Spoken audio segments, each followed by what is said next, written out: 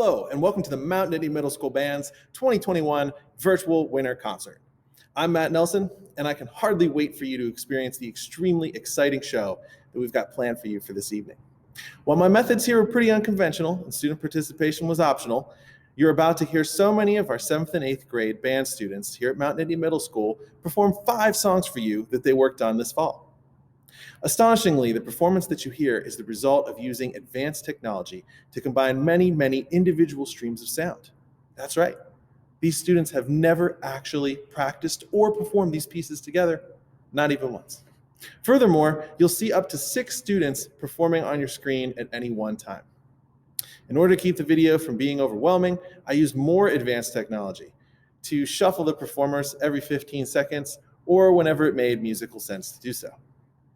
This video will remain online in case you can't watch it all in one take. In fact, I'm sure you're going to want to watch it more than a few times to take it all in. And with that, my sources are telling me that we are ready to go. Go ahead and silence your cell phones, grab that popcorn, sit back, relax, and enjoy the show. Here's our first tune, entitled Heroes Triumphant, composed by one of my favorite composers from middle school band, William Owens.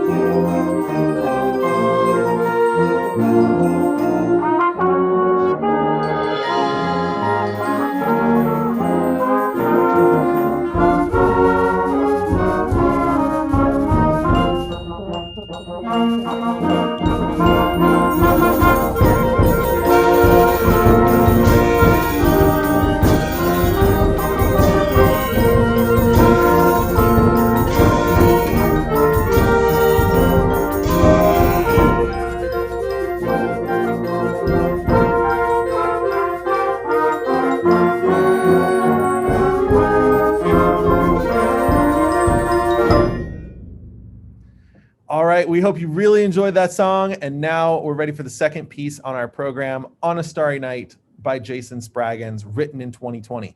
Before we play this one, though, we're going to hear from a student panel and just a little bit about what they thought about the piece as they were working on it. Let's have them introduce themselves for you. Go ahead. Hi, I'm Eric Philman, and I played trumpet. Hi, I'm Abby Jones, and I also play trumpet. Hi, I'm Juju Korzik, and I also play trumpet. Hi, I'm Scarlett Goodilson, and I played timpani on this piece. Cool. All right, so I'm going to read you a little bit about this song, the information the composer wanted you to hear while he was working on writing it. And then we'll hear from these guys. On a Starry Night is a concert piece inspired by the painting Starry Night by the famed Dutch painter Vincent van Gogh. Painted in 1889, this masterpiece depicts a view that he often saw from his bedroom window. The piece of music aims to capture the calmness and serenity of the starry night scene, the grandeur of the blue swirling sky, the dramatic yellow moon and stars, the stately cypress tree branches, the church steeple, and the distant window lights from the small village below. In creating this 2020 composition, the composer also considered a famous quote by Van Gogh himself. Quote, "I experience a period of frightening clarity in those moments when nature is so beautiful. I am no longer sure of myself, and the paintings appear as in a dream." End quote. All right, so Eric, we'll start with you. I mean, when you were working on this song, what did this mean to you? What did you like about it? Well, I really enjoyed the slowness of the song and how peaceful and tranquil it was. The song also had a lot of higher notes, and that was hard, but it was also a fun challenge. And overall, I really enjoyed playing this piece. Thanks. Cool. I really liked how the Starry Night song really connected with the Starry Night painting and made you really think of it. So I liked how the soft flowing slurs in the beginning helped depict the calmness in the painting and the swirling stars in the sky. I also like how it builds and becomes a little bolder in the middle before calming down at the end of the piece with a very soft note. Awesome. What I really liked about this song is the crescendos and decrescendos that made the song really interesting and added to the beautiful sound, and they helped bring out lots of emotion. When I played this piece, it made me picture the beautiful starry night that it was named after. Super cool. A couple things I really liked about playing this piece was one, just that timpani is a super cool instrument to play because it both has notes and it's also a drum. And you don't get to play it a lot. I think there were only a couple timpani parts in the whole concert. So it was really cool that I got to play one of them on this song. And not only is it really fun to play and was this song really fun to play in particular, it's also really fun to practice with because if you've never seen a percussionist practice, basically if you have a part where you have multiple different instruments, you have to kind of spread out objects or different kind of sections in whatever surface you're working on and kind of divide it up so that you have kind of an impersonation of this instrument that you're playing, even though you can't actually have the instrument with you. And so that's always super fun to do. And I had a lot of fun doing that in this song. Super cool, guys. All right, well, we hope you guys watching there at home are really excited to see On a Starry Night. Awesome piece of music. Jason Spraggins, written in 2020. Here we go. Enjoy.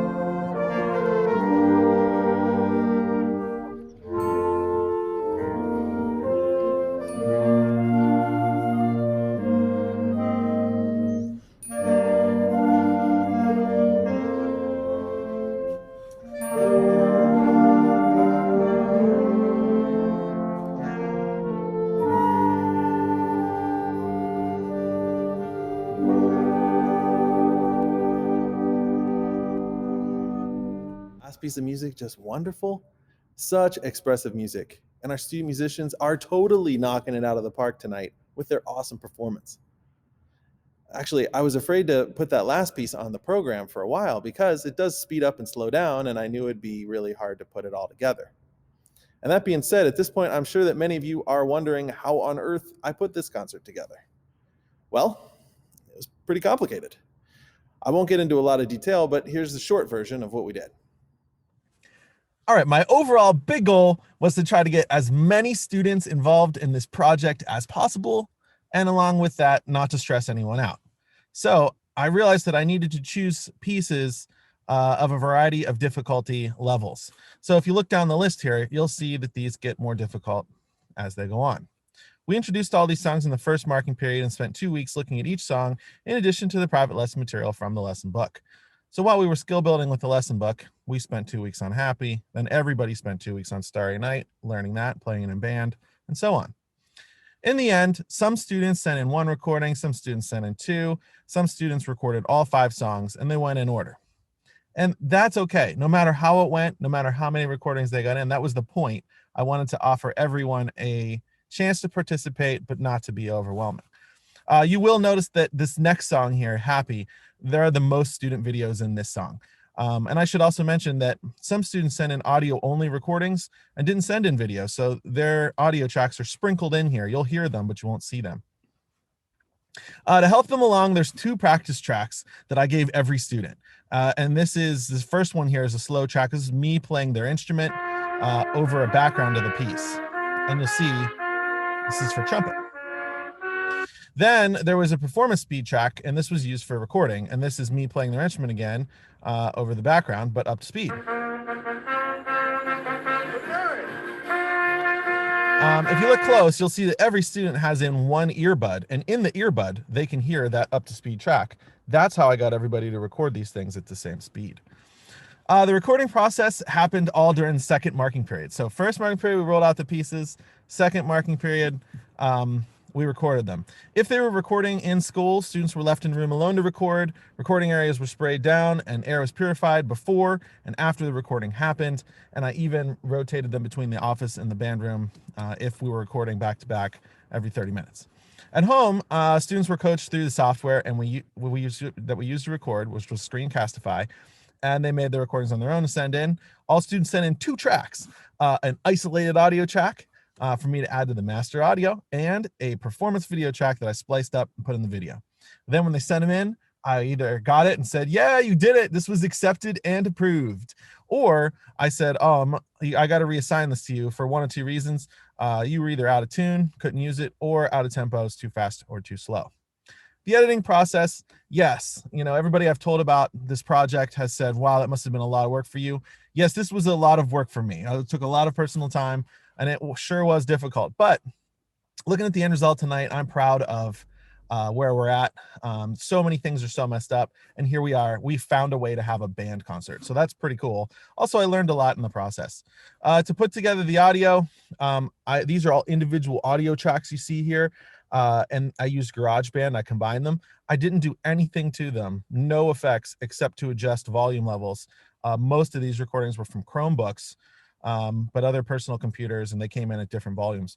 I used Filmora to do the video part, and you can see here's me splicing up some videos, putting them in a split screen template, and I've got different templates here over my master audio. And then I used iMovie to tie it all together. And the end result was a happy one.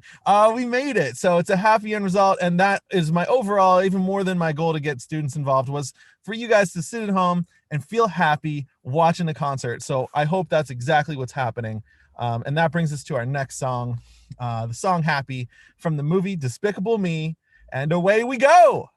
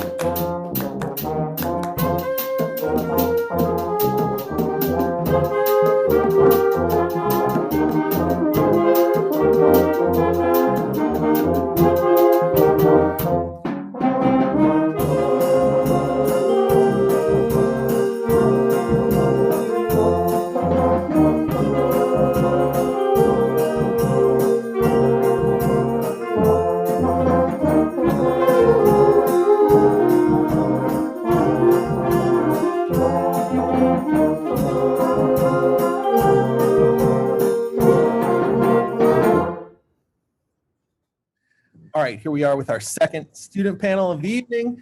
This time we're talking about jungle dance, and to kick things off, I'm going to have them go ahead and introduce themselves to you. Luca, why don't you go first? I'm Lucas Snyder, and I played clarinet for Jungle Dance. I'm Genevieve Clayton, and I play the oboe. I am Alex Haskins, and I play flute. I'm Nat Hickner, and I also play the clarinet. I am Lilia Sahu, and I play the flute. All right, and these guys are going to talk to you about what this song meant to them. But before they do that, here's a quick note from the composer. Jungle dance depicts a celebration in the middle of a jungle. It is not specific to people. It's supposed to represent the collection of all living things, animals, plants, and people, all coming together in a high-energy celebration of life and nature. A never-changing melody is cleverly woven throughout the work, and it is passed from section to section. It is layered on top of itself numerous times, along with counter melodies that have been heard throughout the course of the piece. So working on this piece was really exciting. We had a great time with it. It was many people's favorite song of this concert. We're going to go through here, and these guys are going to talk to you about what they liked about it. So, Luca, we're going to start with you. What did you think of Jungle Dance? Yeah, so I had a bit of a family connection to this because both my sister and brother have played it in a band in the past. So then when realizing that they had both played it, I could connect to them and talk about the song. And then also, I really liked the continuing melody throughout the song that's used in many different ways, like in the ending. Genevieve, do you want to elaborate on that? Yeah, thanks, Luca. So I really enjoyed how this melody that you're going to hear in the song, it's woven complete all the way throughout it, and the different instruments kind of take it and then pass it along, and towards the end we've got this round that kind of has it layering over top, and it's a really cool aspect of this piece. My interpretation of the piece is the beginning of a new day when all these creatures are waking up to find each other and then eventually play in unity. And what I really like about the piece is that towards the end, everyone is playing together in jubilation and celebration. So I really like the song. Being that clarinet part, as you'll hear, we have a solo in the beginning couple measures, and that was a lot of fun to play. I really like the melody also. And while it's not the hardest song, it definitely got stuck in my head throughout the couple days that after Luca and I's lesson where we first heard it. And it was definitely up there for my top 2 favorite songs and one of the best songs that I've ever played in band. So yeah, I just really like this piece. Cool. I love this piece so much because it kind of like made me think of like us all like hanging out and having fun, and it's been a while since we've all seen each other and like had an actual band thing together, and it's almost kind of like hopeful, like, you know, knowing that it's gonna end up normal soon, and playing the song, it just really reminded me of why I signed up, and it was my favorite. Cool. Well, great job, guys. Awesome stuff to say there. And we are super excited for all of you watching to hear our next piece. This is Jungle Dance by Brian Balmages. Enjoy.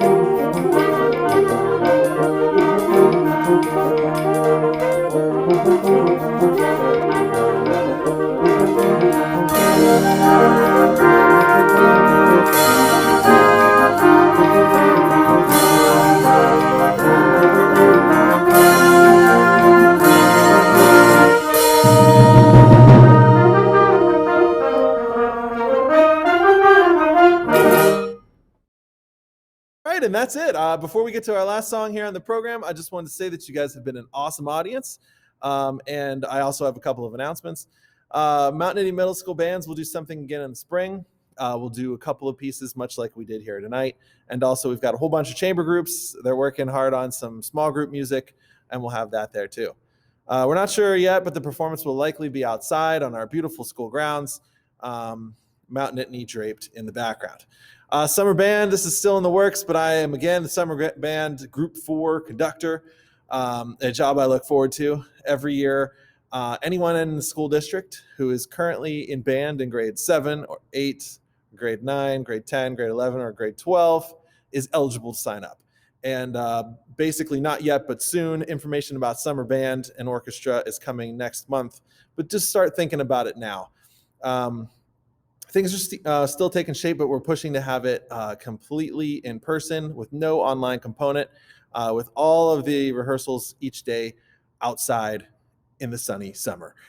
So you'd be coming in and be your triumphant return to band, to normal band, as we meet for 45 minutes each day for 4 weeks to work on and then perform some fantastic music.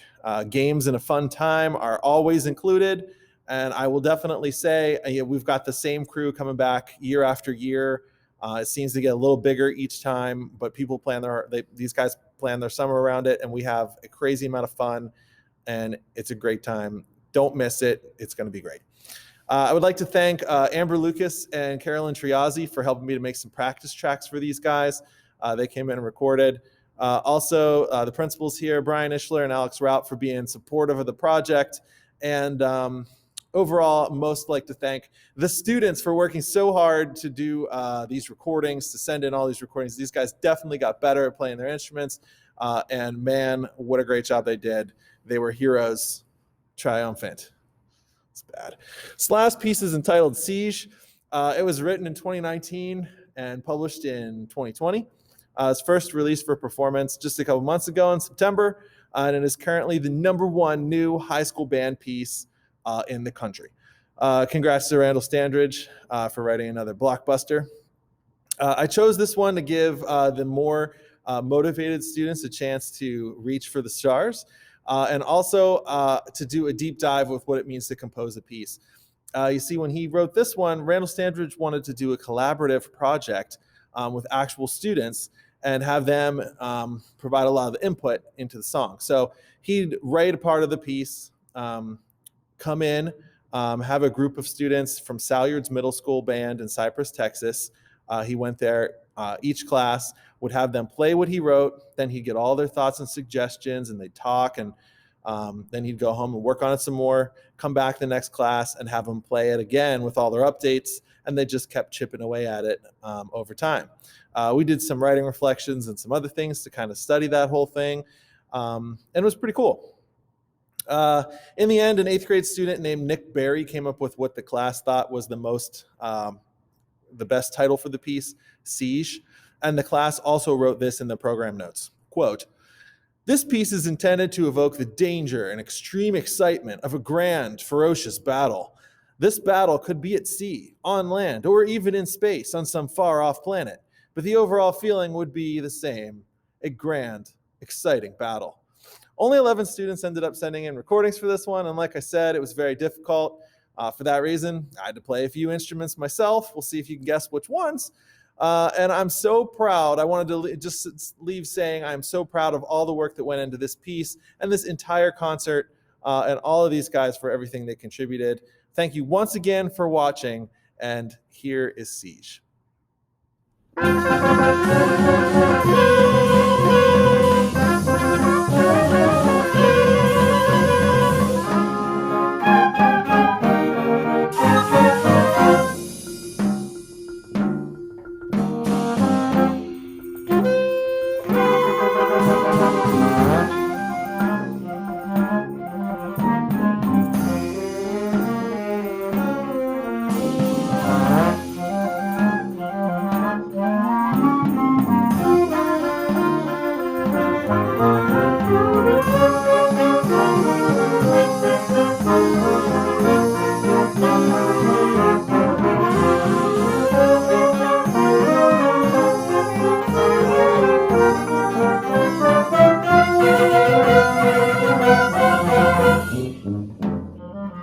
Thank you.